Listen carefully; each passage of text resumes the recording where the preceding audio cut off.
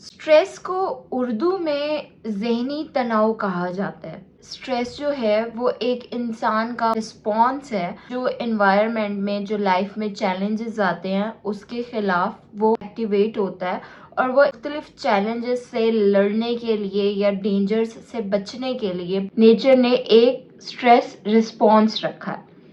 तो किसी की भी लाइफ में कभी भी रिलेशनशिप्स, वर्क या फिर उसकी कोई भी हेल्थ से रिलेटेड कभी भी कोई लाइफ में जब भी एक प्रॉब्लम आती है या एक स्ट्रेसर आता है, उसको डील करने के लिए, उससे लड़ने के लिए, उससे बाहर निकलने या उससे बचने के लिए हमारे अंदर एक स्ट्रेस रिस्पॉन्स खुद से स्टार्ट हो जाता है, जो कि बहुत नेचुरल है और हमें से किसी भी इंसान का उस पर कोई कंट्रोल नहीं है कि वो उसको ऑफ कर ले कि अब मैंने किसी भी परेशानी को रिएक्ट नहीं करना। बेसिकली क्या होता है कि हमारे जो बॉडी में हार्मोन्स होते हैं, स्ट्रेस हार्मोन्स, जिसमें कॉर्टिसोल, एड्रेनलिन, नॉर एड्रेनलिन आते हैं, जब भी हमारी लाइफ में कोई भी प्रॉब्लम आती है तो हमारी बॉडी खुद ब खुद उनकी मिकदार बढ़ा देती है, उन्हें बनाना स्टार्ट कर देती है और एक स्ट्रेस का बॉडी में रिस्पॉन्स स्टार्ट हो जाता है कि उसको डील करें। लेकिन स्ट्रेस की दो टाइप्स हैं, एक यू स्ट्रेस होता है और एक डिस्ट्रेस होता है। यू स्ट्रेस को लिटरली कहा जाता है कि एक अच्छा स्ट्रेस होना, कि आपको कोई भी लाइफ में प्रॉब्लम आई है, जैसे आपके फॉर एग्जांपल एग्जाम्स आए हैं, तो आप जो उसकी एक अच्छी वाली टेंशन लेते हो कि आपके एग्जाम्स हैं और आपने पढ़ाई पे तवज्जो देनी है, और अगर आप ना पढ़ रहे हो या टाइम वेस्ट कर रहे हो तो आपको टेंशन होने लग जाती है, और वो टेंशन एक लिमिटेड अमाउंट में है कि आप उस टेंशन में बहुत ज़्यादा अपना नुकसान नहीं करते और सिर्फ ये करते हो कि वो टेंशन आपको बाकी चीज़ों से दूर रखती है और आपकी पढ़ाई पे फोकस रखती है, और जब तक आपका पेपर नहीं हो जाता तब तक आप सिर्फ उसी की टेंशन लेते हो और बाकी काम करो तो आपको बेचैनी सी, घबराहट सी होने लग जाती है कि नहीं, मुझे सिर्फ अभी पढ़ाई करनी है जब तक मेरे पेपर्स नहीं हो जाते। तो इसको यू स्ट्रेस कहते हैं। ये आपको मोटिवेट करता है, ये आपको इनकरेज करता है कि आपका जो गोल है उसकी तरफ आपको फोकस्ड रखता है,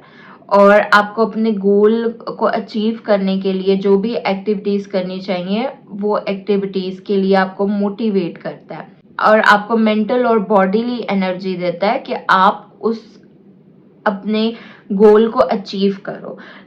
आप सारा साल इतना नहीं पढ़ते, लेकिन अगर आपके एग्जाम्स सर पे आ जाए और आपको पता हो कि परसों आपका पेपर है, तो आप आज एक दिन में भी 10 चैप्टर्स भी पढ़ सकते हो। तो आपकी मेंटल कैपेसिटी को बढ़ाने के लिए ये स्ट्रेस रिस्पॉन्स जनरेट होता है, which is completely good for your own being, and it's called you stress. इसी तरह से अगर आप एक जंगल में हो और सामने शेर आ जाए, तो आप में नेचुरली एक लाइफ को सेव करने का इंस्टिंक्ट डेवलप होता है और आप उसको देखते ही भागने लग जाते हो, और आपकी मसल्स में उस टाइम जो एनर्जी होती है या जो पावर होती है, बहुत स्पीड आ जाएगी आपकी बॉडी में, आपकी मसल्स में, और आप बहुत तेजी से भागोगे। ठीक,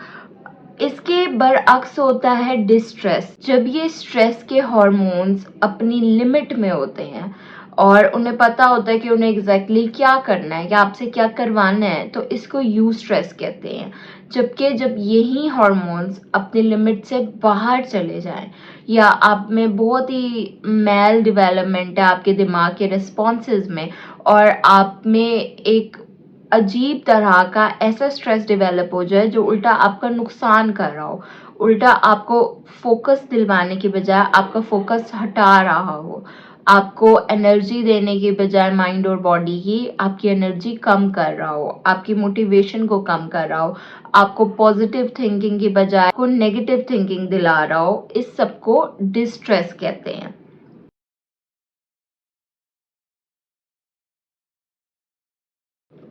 और ये भी स्ट्रेस की ही एक टाइप है, और ये भी बॉडी का वही सारा मैकेनिज्म, वही सारा सिस्टम जो कि यू स्ट्रेस डेवलप करता है, वही सिस्टम अगर ओवर एक्टिवेट हो जाए या गलत टाइम पे एक्टिवेट हो जाए या गलत तरीके से एक्टिवेट हो जाए, تو وہی سسٹم آپ میں ڈسٹریس کاز کر سکتا ہے. آپ کے رسپانس کے 3 ٹائپس ہوتی ہیں جن کو فائٹ، فلائٹ یا پھر فریز کہا جاتا ہے. تو یہ ریسپانسز جو ہیں وہ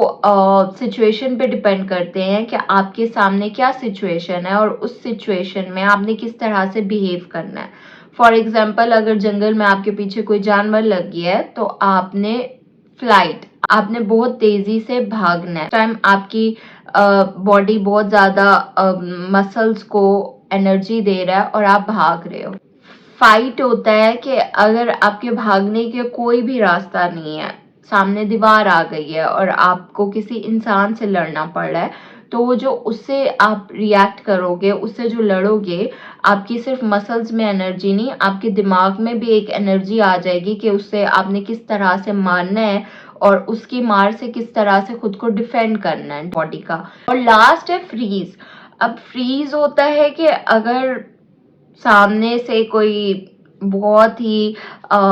ڈینجرس اینیمل آ گیا ہے، لائک بیئر آ گیا ہے یا ریچھ آ گیا ہے، اور آپ کو پتا ہے کہ آپ بھاگ نہیں سکتے، اس جانور کی سپیڈ آپ سے زیادہ ہے، لیکن آپ پریٹینڈ کرو کہ آپ وہاں پہ موجود ہی نہیں ہو اور وہ اینیمل آپ کو نوٹس نہ کرے، کیونکہ آپ کی حرکت سے وہ آپ کو نوٹس کرے گا کہ you are a living being. تو آپ وہاں پہ فریز ہو جاؤ اور اس اینیمل کو گزرنے دو.